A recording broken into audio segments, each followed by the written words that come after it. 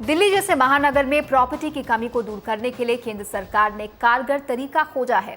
योजना ठप हो चुकी पब्लिक सेक्टर कंपनियों की बेशकीमती जमीन के पुनर्वास से जुड़ा हुआ है।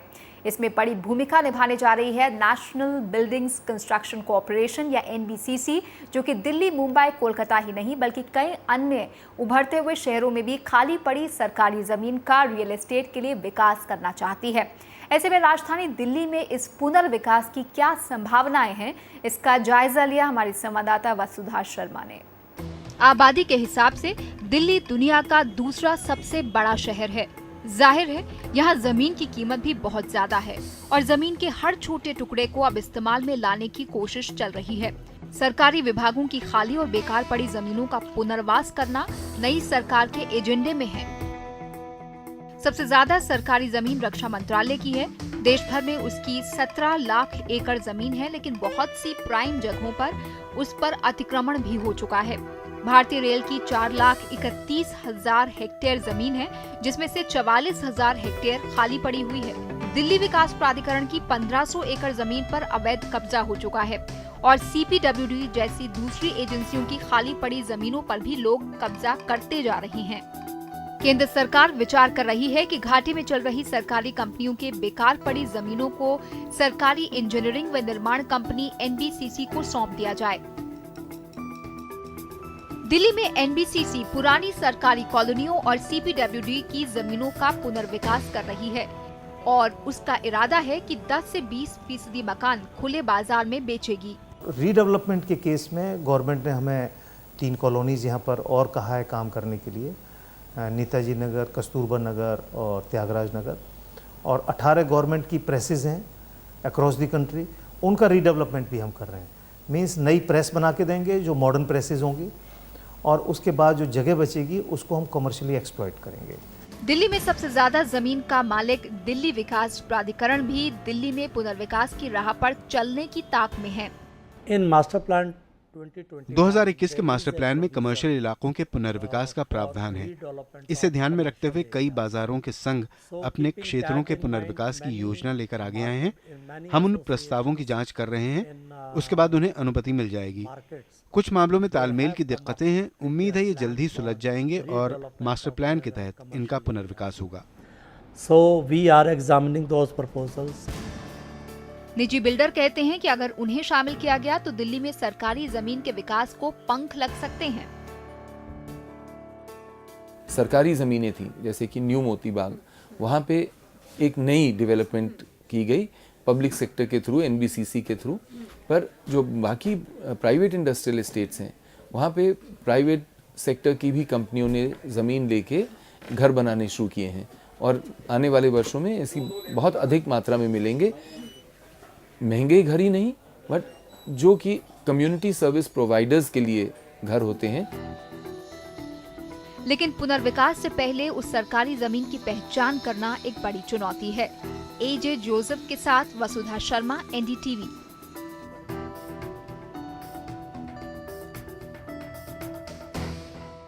तो चलिए इस पूरे मुद्दे पर चर्चा करने के लिए रुक करते हैं 2 खास मेहमानों का। अनूप कुमार मित्तल हैं जो कि सीएमडी हैं एनबीसीसी के, और प्रोफेसर जेएच अंसारी हैं जो कि फॉर्मर डायरेक्टर हैं एसपीए के।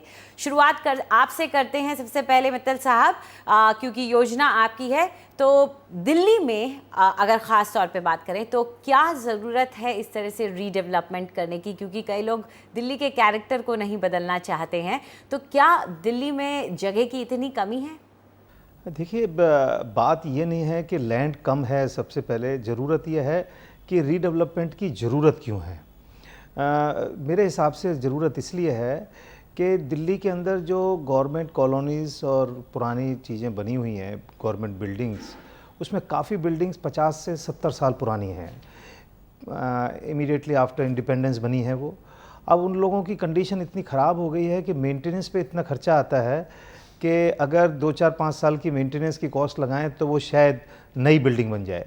तो एक तो रीज़न ये है कि इन बिल्डिंग्स को या इस कॉम्प्लेक्सेस को हमें रीडेवलप करना चाहिए।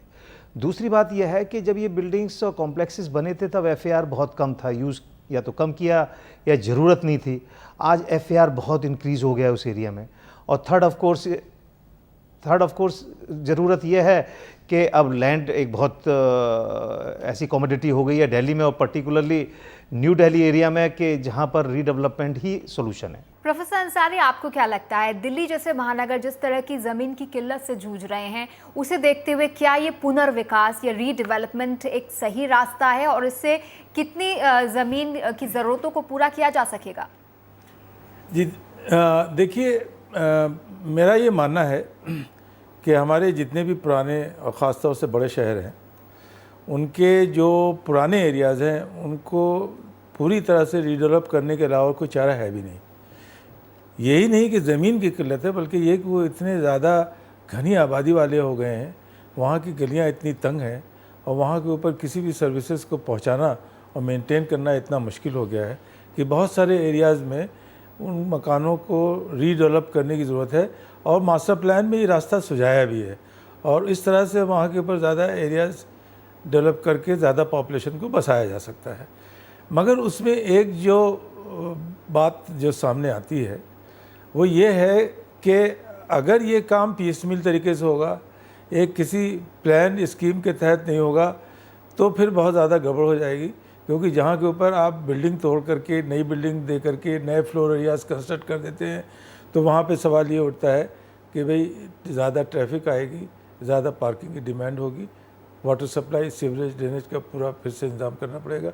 अगर ये सब चीज़ें नहीं करते तो ये सब प्रॉब्लम्स आगे बढ़ करके बहुत ज़्यादा ख़तरनाक हो सकती हैं।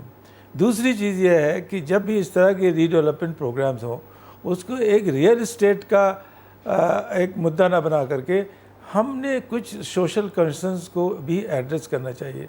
अब आप देख लीजिए कि पुरानी दिल्ली के एरियाज़ हैं, वहाँ के ऊपर इतना कंजेशन है, वहाँ पे ओपन स्पेस के नाम पे कोई स्पेस नहीं जी। वहाँ पे बच्चों को खेलने के लिए कोई जगह नहीं जी। अगर आप ये सब रिडेवलप कर रहे हैं और इन दी प्रोसेस उनको वो स्पेस देते हैं वहाँ के लोगों को, तो ये उनके लोगों के लिए काफ़ी अच्छा पॉइंट हो जाएगा। जी अंसारी साहब, यहाँ हम लोग ज़रा सरकारी कॉलोनियों वगैरह की ज़्यादा बात कर रहे हैं, उनके लैंड की रीडेवलपमेंट की।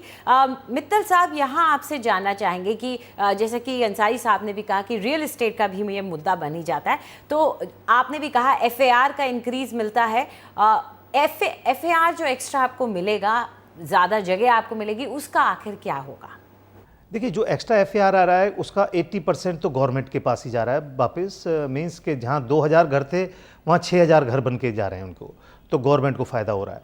और कुछ पोर्शन को हम कमर्शियली एक्सप्लॉइट कर रहे हैं, जिससे कि कुछ रेवेन्यू जनरेट करें, और पूरी कंस्ट्रक्शन उस रेवेन्यू से ही पूरी होगी।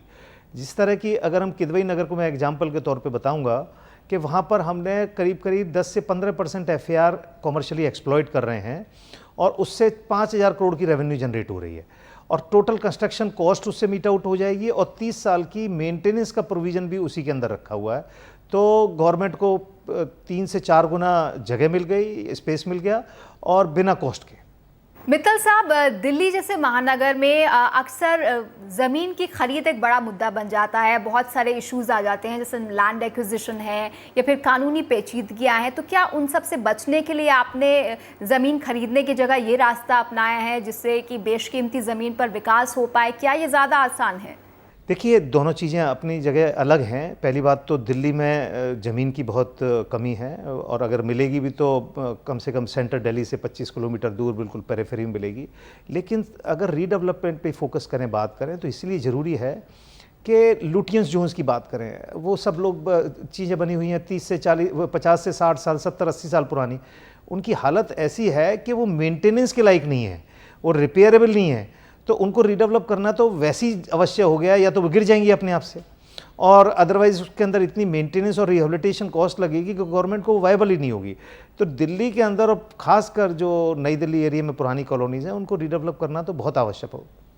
अंसारी साहब, जहाँ तक बात आती है पुराने जो मकान हैं उनको डेवलप करने की, मेरे ख्याल से दिल्ली में तो अब सरकारी मकानों का ये टाइम आ ही गया था, लेकिन आपको लगता है कि अब इस तरह का प्राइम लैंड जो ओपन होगा और उसको उसका कमर्शियल इस्तेमाल भी किया जाएगा, इसका जो प्रॉफिट होता है इसका इस्तेमाल कहीं ना कहीं शहर के विकास के लिए भी किया जाना चाहिए? मेरे ख्याल में तो बिल्कुल करना चाहिए, क्योंकि सारा पर्पज़ यही है, क्योंकि आजकल रियल इस्टेट मार्केट इस तरह से डेवलप हो गई है कि ज़मीनें महंगी हैं, उसके ऊपर अगर हम रीडेवलप करके नए सिरे से मकान करें या शॉपिंग एरियाज़ बनाएं तो उससे उस एरिया की जो इनकम पोटेंशियल है वो बहुत ज़्यादा बढ़ जाता है रियल इस्टेट के थ्रू। तो इनकम का तो बिल्कुल एक ज़रिया है ये, और यही एक चार्म है जिसकी वजह से ये सब किया जा रहा है। मगर मैंने फिर कहा, मैंने वो एड्रेस करूँगा कि अगर उसके साथ साथ हम पोल्यूशन के इश्यूज़ हैं, ट्रैफिक के इश्यूज़ हैं, पार्किंग के इश्यूज़ हैं, उनको हम एड्रेस ना करें तो फिर हमारी प्रॉब्लम्स और बढ़ जाएंगे। मैं एक चीज़ बताता हूँ कि अगर इस तरह की काम करना है तो सबसे पहली चीज़ ये देखनी चाहिए कि जब रीडेवलपमेंट हो इस तरह की कॉलोनीज़ का, तो पार्किंग मस्ट गो अंडरग्राउंड, एक भी गाड़ी सरफेस पे नज़र नहीं आनी चाहिए। दूसरी चीज़ ये होनी चाहिए कि जब हम करें तो इतना सेटबैक दे करें कि उसके अगल बगल वाली जो सड़कें हैं उनको चौड़ा करने का मौका मिल जाए। बहुत बहुत शुक्रिया अंसारी साहब आपका और मित्तल साहब आपका NBCC से हमारे साथ जुड़ने के लिए।